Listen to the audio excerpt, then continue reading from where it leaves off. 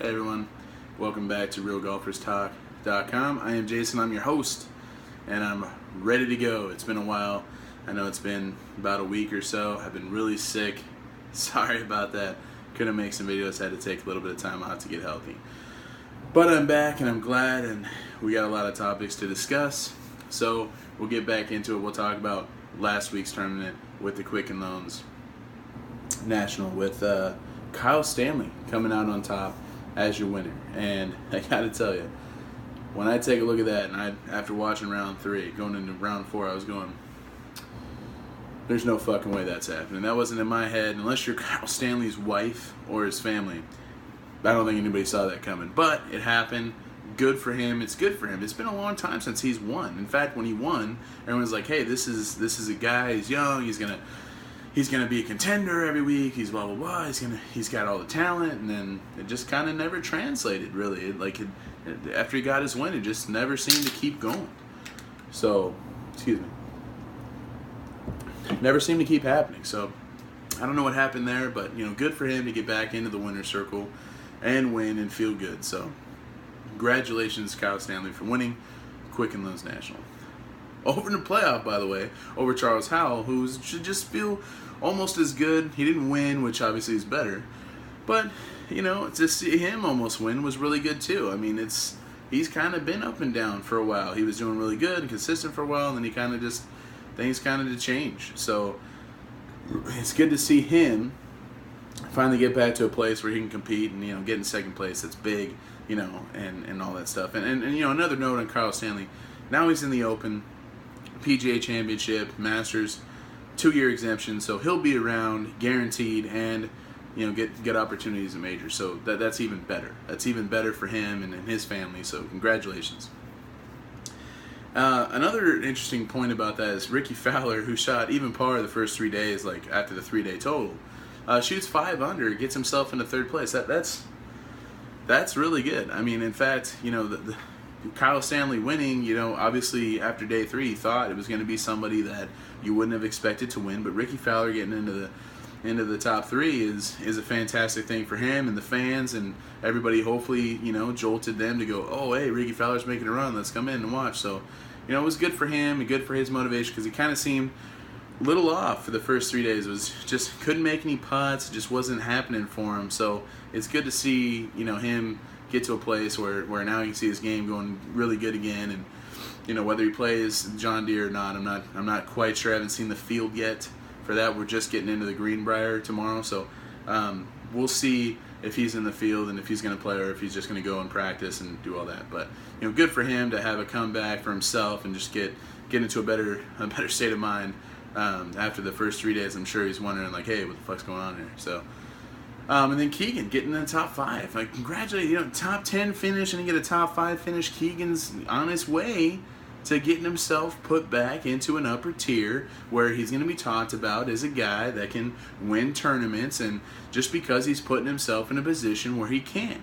He's playing better, he's playing more consistent. Good for you with the putter. Phenomenal. I'm going to keep giving him a shout. I like seeing him play. Who didn't like watching him in the Ryder Cup with Phil Mickelson? Everybody loved that shit. So it's good to see him playing well and more consistent. I called him out. He's done exactly what I wanted him to do. And I'll also give a shout out to Johnson Wagner.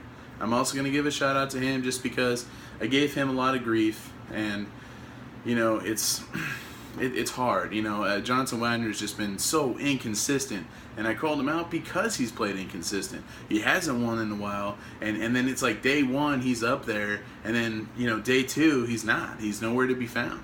So it's just like, oh, I'm gonna shoot 4 under, and then boom, he's shoots 4 over the next day. So it's really hard, but for him, consistent week, gets in the top 5 himself, 5th place, tied for 5th with Keegan and it's Ben Martin. So good for him though, just to see himself get a solid weekend and consistency. Hopefully he can keep that going forward for him, because he's won a couple times, but he just hasn't shown you anything for a long time where he can just be a consistent player and a good player for a long time. So hopefully this translates into something for him where he can move forward and put himself into a better position each week to win another tournament and get into these major championships. As far as for a couple of things that I'd like to talk about before we talk about the greenbrier is Ian Poulter qualified for the Open. thank God.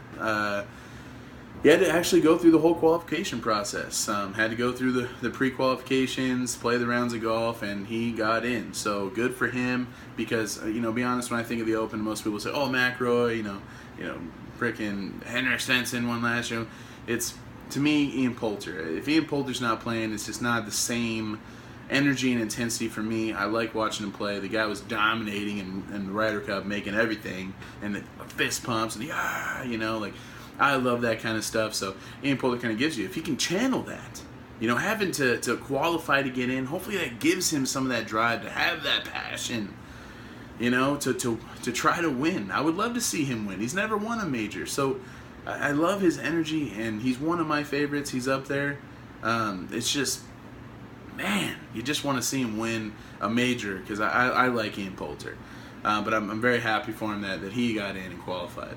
And then you got the John Deere Classic. Jordan Spieth is actually deciding to skip this time and to skip the John Deere, even though he's won it twice, so he can kind of go to Royal Birkdale, the Open, and kind of make more of a preparation. Now, I get the thought process. A lot of these guys do this. They don't play the week before. They go a few days early, try to get as much preparation in for the golf course and all that. It just sucks when you're a fan because you want to know where your favorite player is playing, where his game is. I mean, Jordan just won, last week to have the, at the Travelers, to have the bunker shot, phenomenal. But again, the putter just a little suspect. He said that putter was letting him down, and it's just you just want to see where his game is. I think it's a good thing for them too to see their game first before they go into a major. So it's just kind of hard. You kind of go and watching the Open and going, you don't really know if he's getting the putter figured out, if he's not, all those kinds of things. And it sucks for the John Deere. He's won there twice. For him to skip the event, he brings a lot of crowds in, a lot of attention there. So for them, it's kind of a little bit of downer. It's downer for us too as the fans because we want to watch these tournaments and stuff. But again, I understand it. I understand that they just want to get the extra days of preparation. So I'm not going to hate on him. It's not like I have a reason to hate. He's won 10 tournaments and 2 major championships, and he's almost 24 years old. He's 23 still. So it's not like I can tell him what to do here. I mean, the guy knows what he's doing. So whatever he decides to do is what he does, and that's just, one of those things when the John Deere happens the following week, it's just kind of like, oh well. But then, the good thing is we got the Greenbrier coming up, and we got Phil Mickelson finally playing after the whole breakup with Bones and all that, and you got Tim Mickelson, his brother, caddying for him, recently former Arizona State head coach of golf over there, so it's not like he doesn't know. I'm sure they played a million rounds together, but it's going to be interesting to watch. Is he going to have any say on shots? Is he going to be talking through the putts like Bones said? What kind of relationship are they going to have on the golf course? That's going to be the thing to watch when you're watching that. So those will be interesting. If we're talking about my top 5 and who I think is going to win, obviously you're going to put Phil Mickelson up there. He's, obviously Bubba Watson. I mean, these guys have won. They've won majors. So you think of them as favorites because the field is not as strong, again, as it should be. So you're looking at those. And the other thing is Danny Lee won here 2 years ago. He's going to be a guy that I'm going to kind of watch just because he's made a lot of birdies there. He's done really well at this particular course. So that's why I think he's probably going to be somewhere near the top, if not at the top. I just got a feeling about that. So I don't know. And then, I'll put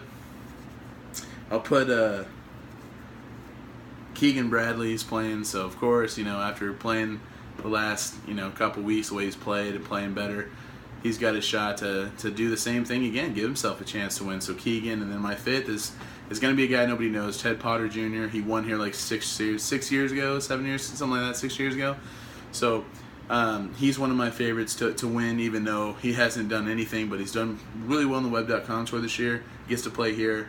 I just want to see him get back to winning something because he went through a long process. He was one of the guys that had to take a car with his family to all these cheap hotels to get there, and he finally won. So it's good for him and to see him playing there. So hopefully he gets a good finish, gets himself enough credibility where he can keep playing on the PGA Tour instead of having to play on the Web.com Tour and having to go through that whole process again.